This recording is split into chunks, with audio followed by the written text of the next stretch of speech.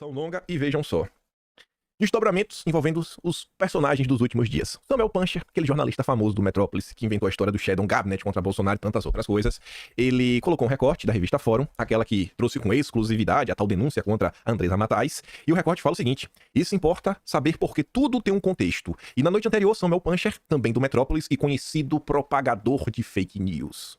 E por que isso é relevante? O próprio Samuel Puncher destaca: é a hipocrisia da esquerda. Ele fala, só para encerrar por aqui, atenção para essa gente, quando era sobre o governo anterior, ele era a fonte. Quando Samuel Puncher trazia informações contra Bolsonaro, ele era respeitado. A opinião dele valia. Agora não vale mais. Por quê? Porque ele está contra o Lula.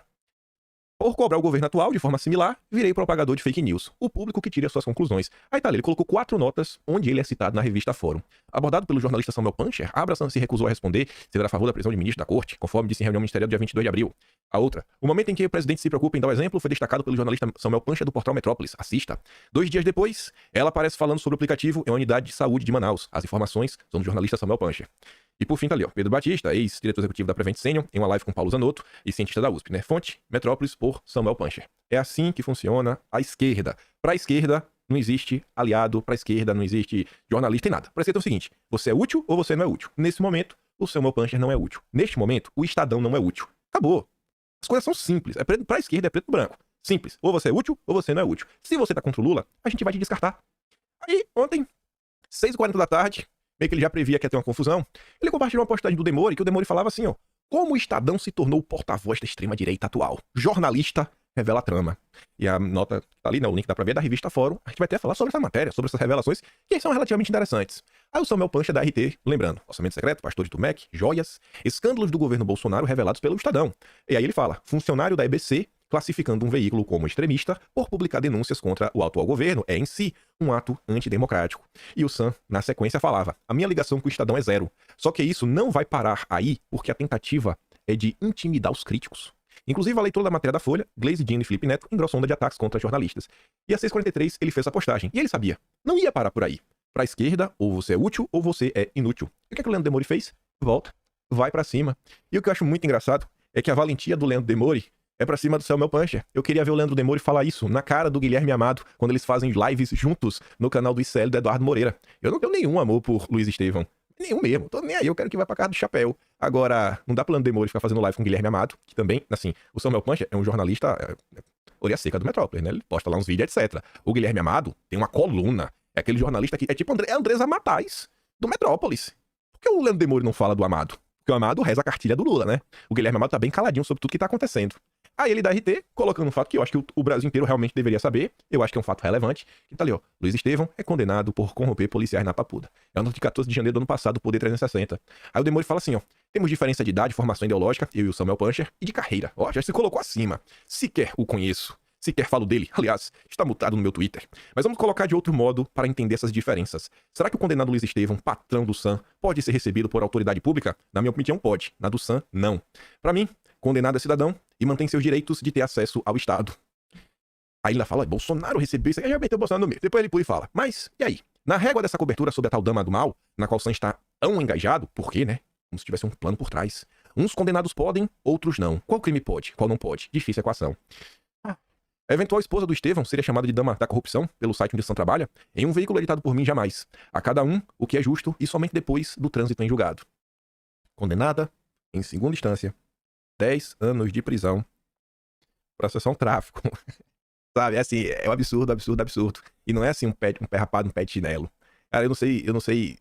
Por mim, o Estevão também. Se é não pra um, pra mim, então não pra todo mundo. Se é pra evitar que uma pessoa como a dama do mal possa ter acesso às autoridades, pô, proíbe o Estevão também. Eu tenho nenhum problema não, Demore. Eu não trabalho pra ele. Proíbe os dois. É melhor. Mas tentar relativizar o que tá acontecendo é um absurdo.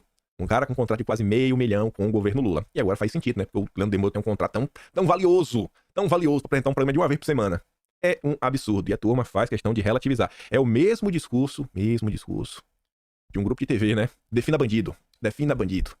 Aí a nota que o Samuel Puncher fala: leiam essa aqui da Folha de São Paulo, que tem algumas coisas interessantes. A Folha relata muito o que a gente falou ontem, então nem pulei algumas partes pra não ficar repetitivo. E aí fala o seguinte, né? Apoiadores do governo Lula encheram a boca pra falar, finalmente, né? Deixar claro, ó, os apoiadores de Lula compartilharam neste domingo uma série de ataques contra Andresa Matais. A onda de ofensas à jornalista começou a partir do texto publicado no site da revista Fórum, segundo o qual colaboradores do Estado de São Paulo teriam feito uma denúncia contra ela no Ministério Público do Trabalho, relatando suposta pressão para ligar em reportagem o ministro da Justiça, a mulher, que foi lá e é ligada, turma do mal. O texto da Fórum, site simpático ao governo petista, eu achei isso também muito interessante, Sequer chamaram de jornal, ou empresa de... Não é. Só faltava chamar de blog, Chamar de site. Ainda foram bonzinhos. Na próxima chama de blog pra gente ver. Mas talvez blog só bolsonarista, Mas enfim, não mencionava nomes dos supostos denunciantes nem provas, apenas prints com relato da suposta acusação. Neste domingo, aí a Folha dá destaque, o que a gente comentou ontem, a Glaze escreveu um post endossando o texto da revista Fórum, dizendo tratar de uma gravíssima denúncia, mesmo diante da ausência de detalhes da suposta acusação contra Andresa. Faltou a Folha falar na matéria também, o final do tweet da Glaze, onde ela se utiliza da narrativa levantada pela Rede Globo para falar que não dá para ficar do mesmo lado da história do bolsonarismo. Outros apoiadores de Lula compartilharam o material. Quem? Ivan Valente do PSOL, Newton Tato do PT e Rubens Pereira também do PT. O PT pode tudo. Felipe Neto, que tem milhões de seguidores em diferentes plataformas, ofendeu a jornalista, afirmando que ela era dama das fake news. A expressão que apoiadores de Lula já tinham passado a espalhar pelo X. Isso não seria um ataque coordenado? Tantas pessoas utilizando a mesma expressão?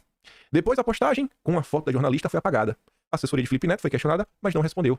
Aí o que eu acho engraçado é o seguinte, para gravar, trata-se de um ataque que mesmo anônimo virou matéria? Não é a primeira vez que uma mulher jornalista é alvo de uma rede antidemocrática. Aí Andresa Matais cita o caso da Patrícia Campos Melo. Ela enfrentou esse drama. Cara, peraí, Andresa. A denúncia da Patrícia Campos Melo foi igualzinha. Até hoje, nós estamos em busca das provas. Qual foi o desfecho, Andresa Matais, do processo movido pelo Luciano Hang contra a Patrícia Campos Melo? Qual foi o desfecho? Então, assim, é um absurdo as comparações. Eles pegam a injustiça que eles estão sofrendo para reforçar uma mentira e uma injustiça que foi feita contra a direita brasileira. Como é que pode ser baixo dessa forma? Como o Estadão, como a grande editora-chefe do Estadão consegue ser baixa desta forma? Aí vem a NJ, que é a Associação Nacional de Jornais, manifestou em nota, repúdio às tentativas de intimidação contra o jornal e sua editora. Evidencia uma prática característica de regimes autocráticos, com o apoio de dirigentes políticos, sites e influenciadores governistas tentam desviar o foco de reportagens incômodas por meio de ataques contra quem as apura e divulga. Nos escândalos que a gente viu que aconteceu. Olha só, até no caso da Patrícia Campos Melo, a tal confusão que aconteceu se deu muito mais pelo que o Hans River falou. E a imprensa, assim, de forma coordenada, falou que foi mentira. Então, assim, as pessoas repercutiram que foi dito numa CPI. Em tese, você não pode mentir.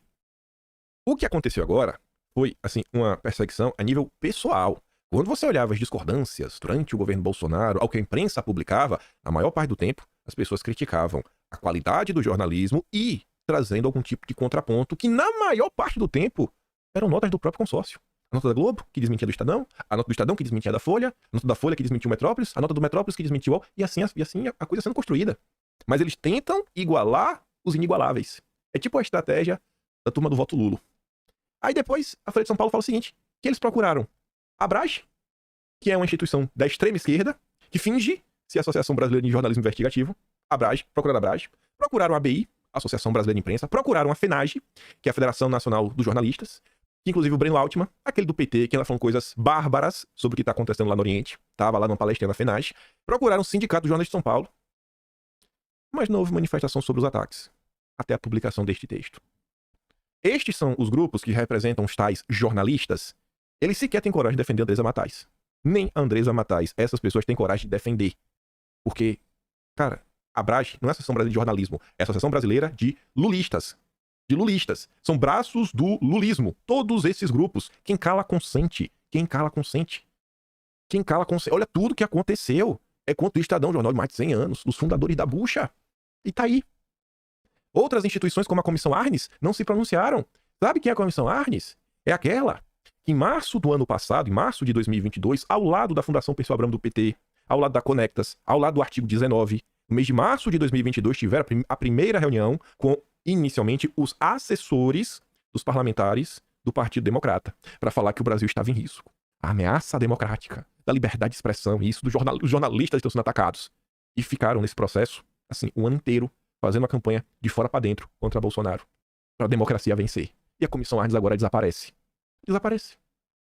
Por quê? Porque eles são lulistas. Essas pessoas só estão aí para defender o Lula e a esquerda. Ou seja, a Andresa Matais, ela é útil ou é inútil? Neste momento, ela é inútil. Também procurado, o Prerrogativas, o grupo de advogados lulistas, por meio do seu coordenador, o Marco Aurélio de Carvalho, manifestou solidariedade a Dino e defendeu o direito de defesa da jornalista. Ele não teve coragem de repudiar o que aconteceu com ela. Não, eu defendo o direito de defesa. Você vê como são as coisas. Você vê como são as coisas. Cotado para ser ministro da Justiça. Não que o Flávio Dino tá no pacote, né? A Folha tá apontando isso. Esse é o Brasil do Lula. Que só chegou onde chegou graças ao Estadão, à Folha de São Paulo, ao Metrópolis, ao UOL, à Veja, principalmente à Globo. Aí a matéria do Demônio é essa daqui. Essa traz uma revelação mais interessante. Eles recuperaram uma fala do Fralda na entrevista que ele fez com o Felipe Dávila alguns meses atrás. 2 meses atrás. Tá ali, ó. Como o Estadão se tornou porta-voz da extrema-direita atual? Jornalista revela a trama. E aí o Marcelo Heiler, que foi o mesmo que revelou a nota exclusiva, ele fala sobre o Demori, porque o Demori fez um tweet. Ele repercute o tweet do Demori, né? São as caixas de reverberação, mas não tem nada coordenado, né? Aí veja só. Desde que o Lula foi eleito para seu 3º mandato, o Estadão optou pela verve encontrada no infame editorial em escolha difícil. Falar que já foi publicado na véspera do segundo pleito de 18, bababá, pbb. Bom, que o Estadão já está na oposição. Como se fosse um crime fazer oposição ao Lula.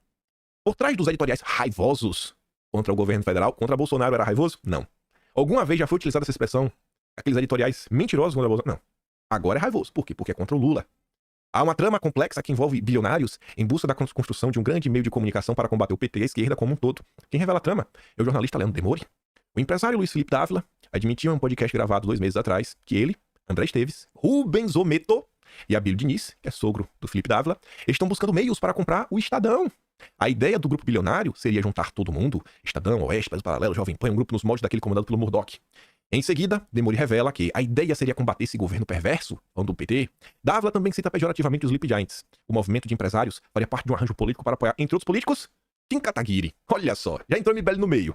Para Demori, esse contexto ajuda a entender a campanha do MBL contra o seu trabalho. Agora faz muito sentido que o MBL tenha comprado essa briga e levantado o hashtag para me atacar depois que fiz uma crítica à reportagem do Estadão. Afinal de contas, não podemos depreciar o produto, não é mesmo? Nada no mundo fica sem explicação por muito tempo. Como teve repercussão, Camila Abdo, que trabalha lá na revista Oeste, já veio em campo e falou: ó, pessoal, a revista Oeste não faz parte disso, viu? Pode ficar tranquilo. Ela fala, só pra avisar que a Oeste não tem nada a ver com isso. Eu acho assim impossível isso sair do papel, porque uma coisa é a direita, outra coisa é a de direita, né? O de direita. Vamos ouvir aqui que isso é interessante. Ele trazendo informações extras. O que a gente precisa é de novas lideranças. Eu gostaria de ver gente nova aí disputando a Prefeitura de São Paulo. E o Kim, se o Kim tiver a legenda, eu acho que é um bom nome. Seguindo adiante, então, porque há rumores aí, pererecando nos bastidores aí do mercado jornalístico e editorial brasileiro, que você, meu caro Luiz Felipe Dávila, pode estar envolvido ao lado de figuras bem relevantes aí da sociedade, fina flor da sociedade brasileira, como Rubens Ometo, André Esteves e o sogrão Abílio Diniz, na compra do Estadão. Procede? Ou não procede? Tá rolando ou não tá rolando? Não, olha, eu acho que a coisa mais importante hoje não é só o Estadão. Eu tinha um projeto muito mais ambicioso. Eu acho que a gente precisava fazer quase que uma estratégia do Murdoch para unir as empresas que defendem a liberdade de expressão. Acho que precisava estar todo mundo debaixo de um grande guarda-chuva.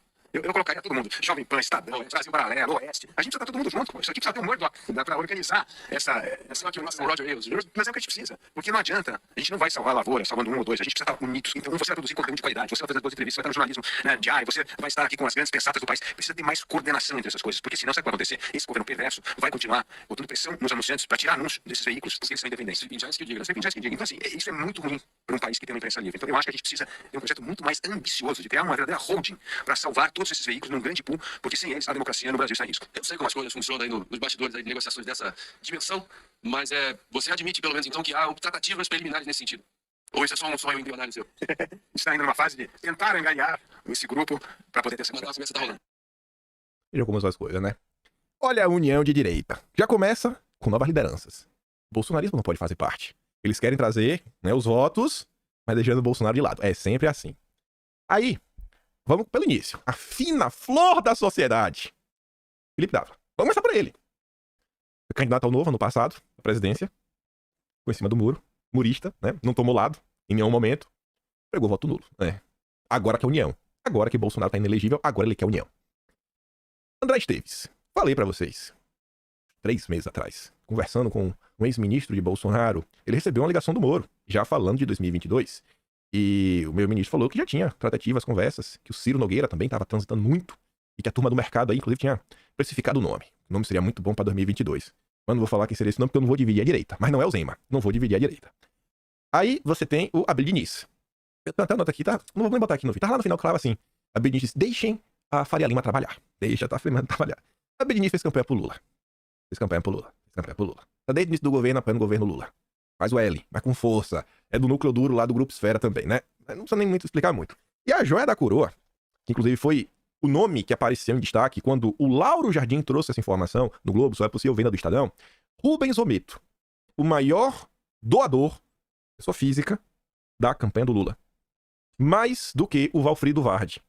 Aí você quer me falar que essa união, o maior doador da campanha do Lula, o primeiro empresário que o Lula recebeu, esta é a turma que vai salvar o Brasil. Essa é a turma que vai lutar pela liberdade de expressão. Então tem 10 anos que eles estão dormindo. Agora, eles vão salvar o Brasil. Eu preciso. Eu sempre falo isso. Tem um nariz de palhaço aqui em cima da mesa pra colocar. Talvez o hipoglós pinta assim a cara, né? Pra ficar caráter. Pra gente ouvir essas idiotices e falar, pronto, estou me fantasiando pro circo. Vamos jogar uma lona. Virou circo. É circo. Aí você fala e depois... os funcionários aqui, irmão. Assim, tenta pelo menos enganar com jeitinho, sabe? Quando a mentira, ela tem uma verossimilhança, talvez até você cai. Agora, quando a mentira é muito grande, velho, assim, você tá brincando com a inteligência das pessoas. Assim, olha qual é o plano da turma. Se eles pudessem, eles comprariam. Agora pode. Era Bolsonaro, não. Por isso que eu fico maluco. Por isso que eu faço questão todo santo dia de lembrar, olha o que tá acontecendo, olha isso daqui, olha aquilo outro. A solução não passa por novas lideranças. A solução passa por um projeto de país sério. Essas pessoas, se ele pelo menos começasse falando isso, não tem que ter um projeto sério, isso, aquilo outro, começa a propor algumas coisas. Não, nem isso. Ele tá muito mais preocupado com quem vai sentar na cadeira do que realmente a ideia. Essas são as coisas que acabam emergindo da confusão. É a terceira via se desentendendo com a esquerda do Lula. Esse episódio aí da Dama do Mal, né, ele acabou por revelar muita coisa. Mas muita coisa mesmo. As pessoas contam com um grande investimento. Não, o Fralda, gente, o pai dele, colocou o Janones em contato com o MBL. Ele conheceu lá, depois colocou contato com o Alckmin. O pai do Fralda tava lá com a irmã dele e o parente lá dos Kennedy. Olha só o nível de riqueza do Fralda. A irmã dele namora com o Kennedy. Sabe o Kennedy lá, o presidente dos Estados Unidos? Pois bem, a irmã dele namora com o Kennedy. Nem brasileiro é. Eles estavam no evento do Lula, tem foto fazendo L. Mas essa turma que vai salvar o Brasil. Aí, vou puxar aqui o Ometo, e pra gente pular o próximo tema. O Ometo troca CEO da Cosan com os olhos na Vale. O Lula também tá de olho na Vale. Ele quer colocar o Guido Mantega. E o Lula chamou o Ometo pra conversar, porque o Ometo é um acionista que tem mais de 5%. Ele tem 4,9%. O anúncio feito há pouco pela Cosan, no fato relevante que Luiz Henrique Guimarães renunciou ao posto de CEO, só reforça a percepção que todos que acompanham a Holding têm. Rubens Ometo quis fazer logo a sucessão na Cosan para que Guimarães fique mais livre para tentar se cacifar para a presidência da Vale. Ninguém duvida que o carioca Luiz Henrique Guimarães é o executivo número 1 da Ometo. Desde o ano passado, integra o Conselho de Administração da Vale, que, por sua vez, está deslanchando nesse momento o processo de sucessão interna. O mandato de Eduardo Bartolomeu termina em maio e Ometo trabalha com afinco para alcançar Guimarães ao posto. A Cosan tem 4,9% da Vale.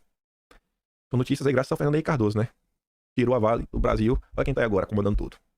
Esta é a turma que vai salvar o Brasil. A turma de direita. São os de direita.